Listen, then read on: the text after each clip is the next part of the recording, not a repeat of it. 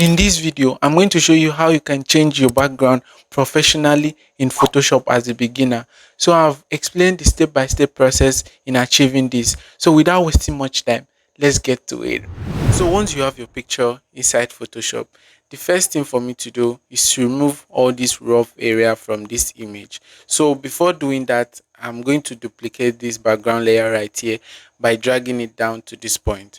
So after I'm done duplicating the background layer, I'm going to pick on my patch tool just so I can patch all these areas that are rough just like this.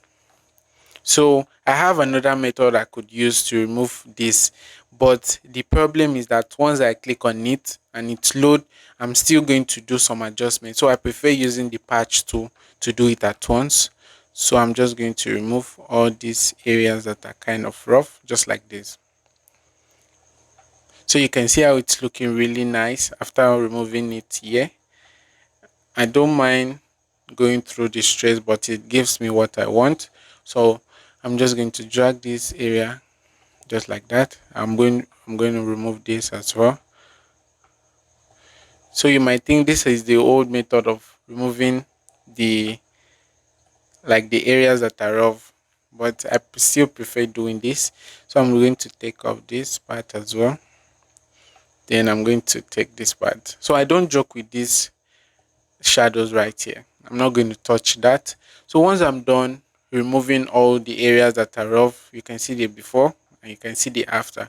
So the next thing for me to do is to create a group. So to do that, to create a group, I'm still going to use this layer right here I duplicated. So I'm going to drag it to this group icon to group that.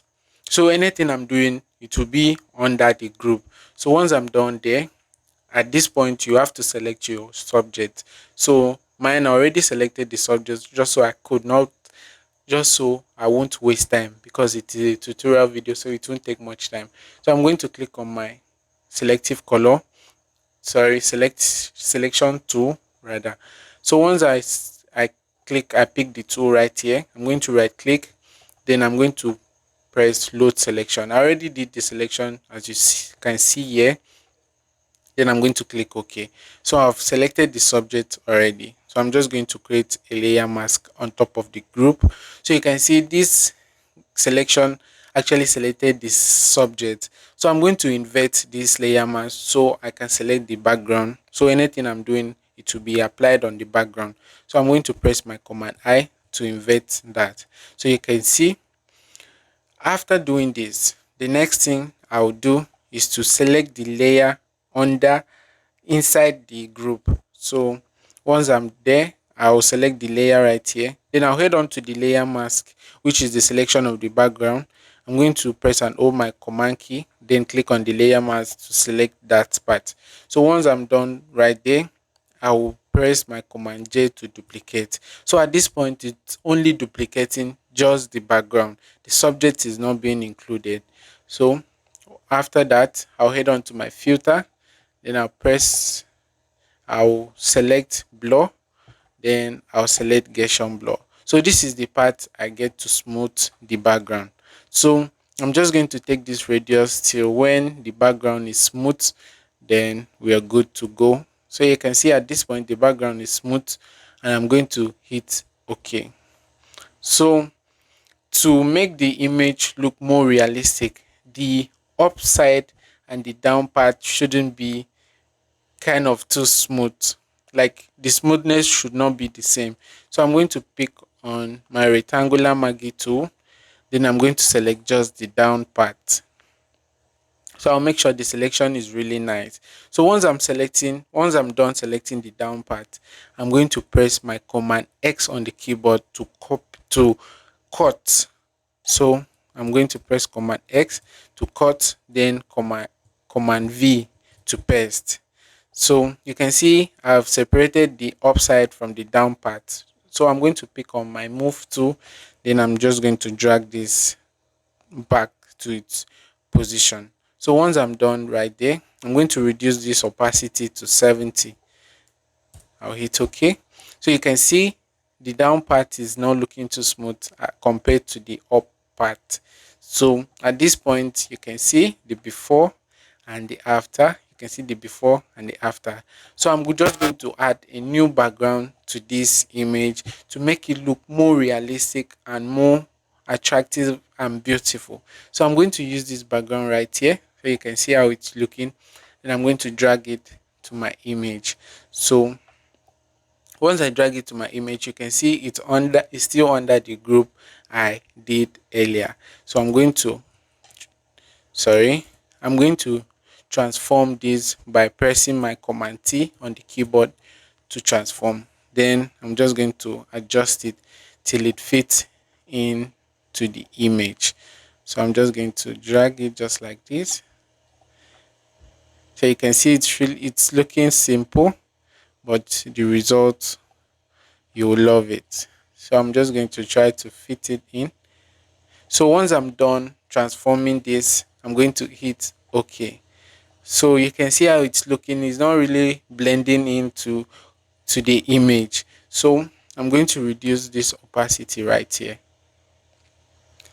till when it's okay. So for me, I think I'll use 60%.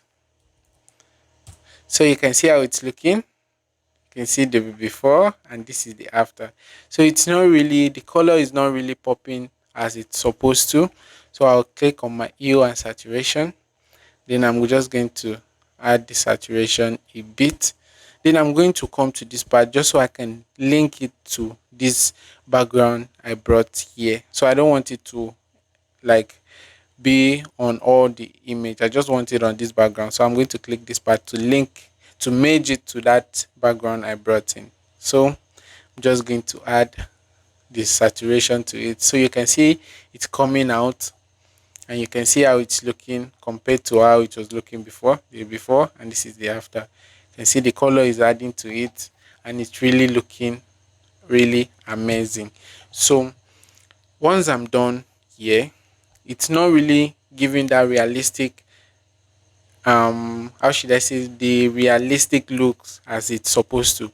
So I'm just going to add this subject reflection right under here. So to do that, I'll still come to my layer mask, press and hold my command key, then press on it to select it. Then at this point, I'm going to invert this selection by pressing my shift command I on the keyboard to invert it. So I'll come down to this layer under this group, this one right here. So I'm going to press my command J to duplicate it. So once I'm done duplicating this, I'll drag it up to the top of the group. It's still inside the group. Then I'm going to press my command T to transform, then right click and click on flip horizontal. Sorry. I'll I'll flip vertical. So once I'm done flipping it vertical, I'll drag it down to the last part. So you can see I'll hit OK. Though right there, I'll reduce the opacity to about 60. So I'll head on to my filter, then blur, then Gaussian blur. So it's too much, then I'll just add blur to it. About 1.8 is fine. I'll click OK. So the opacity is still much. I'll adjust it back to 40%. So you can see how it's looking right there. And at this point, the pink is not really giving that pink vibe. I'll add the saturation just a bit to it. So at this point, you can see my image how it's looking from this to this, from this to this. So this is how I get to change the background and work on the background or anything I want to do on the background. This is how I normally do it. I hope you learned something from this video. If you haven't subscribed to my channel, please subscribe, and also don't forget to drop a like and also a comment and share it with your friends. See you on the next one.